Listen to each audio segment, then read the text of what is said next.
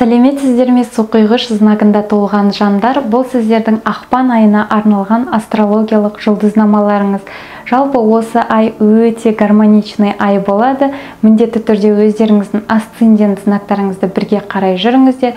Өйткені 30 жастан кейін в основном асцендент знагы бойынша тура келіп жатады. Және каналыма тіркеліп кетіңіздер. Енді бастайық. Осы айда бізде ретро планеталар жоқ, өйткені олардың барлығы алдыңғы айда алдыға жүре бастады. Яғни осы айда олар өздерінің скоростарын набирать етті, яғни олардың жүрісі өте гармоничный. 6 ақпан күні бізде полнолуния болады, ол сіздердің 7-ші домдарыңызда болады. Жалпы полнолуния кішкене напряженный болады, өйткені тау квадрат деген аспект бар бұл жерде.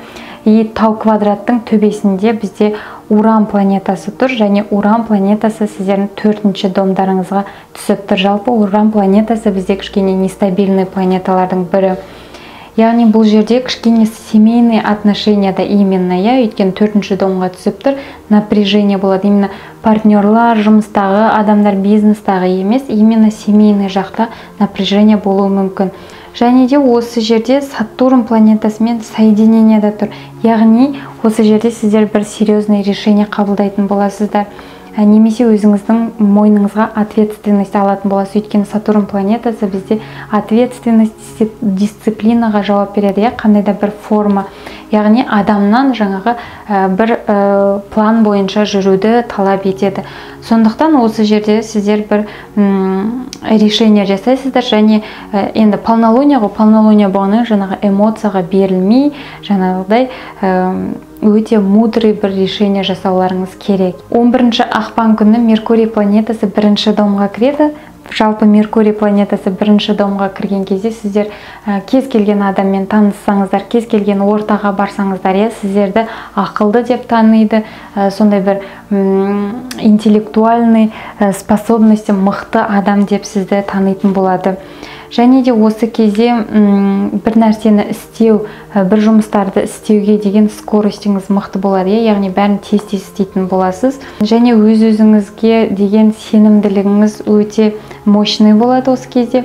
Және өзіңіздің жеке мақсаттарыңызды ойлап, өзіңізге көбірек көңіл бөлетін боласыздар, өйткені 1-ші дом адамның өзі, яғни осы кезде өз-өзіңізді қорғайтын боласыз, өз-өзіңізге жаңағыдай қамқорлық жасайтын боласыздар.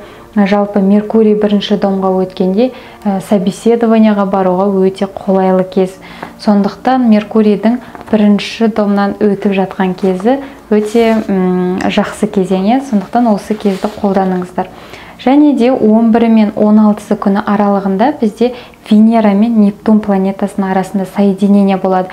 Бұл соединение сіздердің 2-ші домдарыңызда болады. Яғни осы кезде жалпы Венераның өзінің домы, 2-ші дом, сондықтан сіздің самооценкаңыз көтеріледі.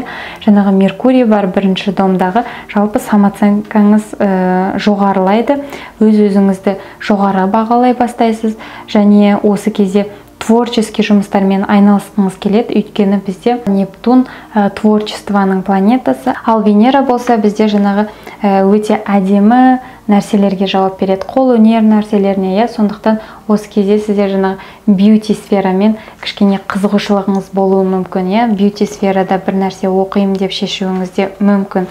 Және қол өнер жұмыстарына сызу, сурет салу сияқты жұмыстарға кірісуіңіз, жұмыстарға қызығушылығыңыз артуы мүмкін. Және де Нептун планетасы мен Венера жалпы 2-ші дом бізде ән айтуға деген құлшынысты көтереді, өйткені бұл 2-ші домның сферасы, ән айту.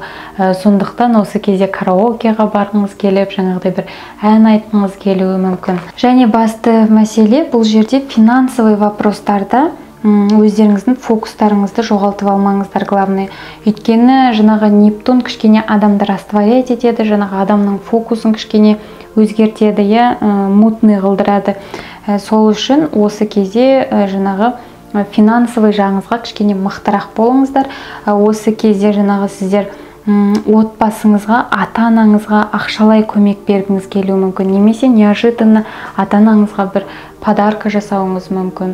19 ақпан күні күн планетасы екінші домдарыңызға кіреді. Жалпы екінші дом сіздер үшін осы айда маңызды.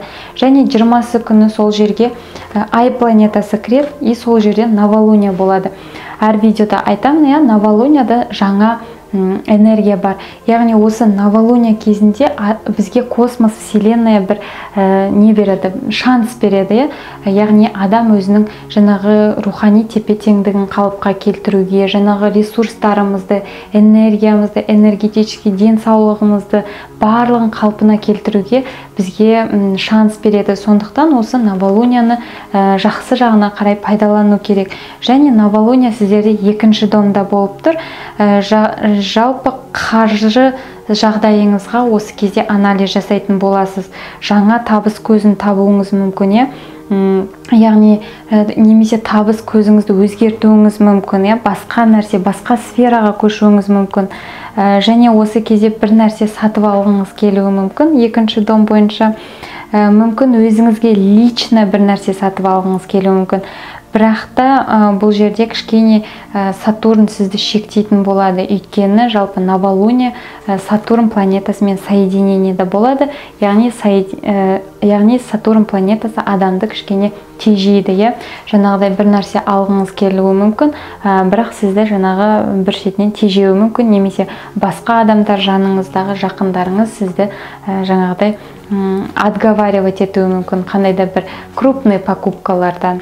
Жалпы осы айдағы планеталардың жүрісі өте жақсы, барлығы гармонично, ешқандай ретро планета жоқ. Сондықтан планеталардың жүрісін өздеріңізге тек жақсы жағынан қолданыңыздар, бақытты болыңыздар, бай болыңыздар, денсаулықтарыңыз мықты болсын. Келесі кездескенше сау болыңыздар.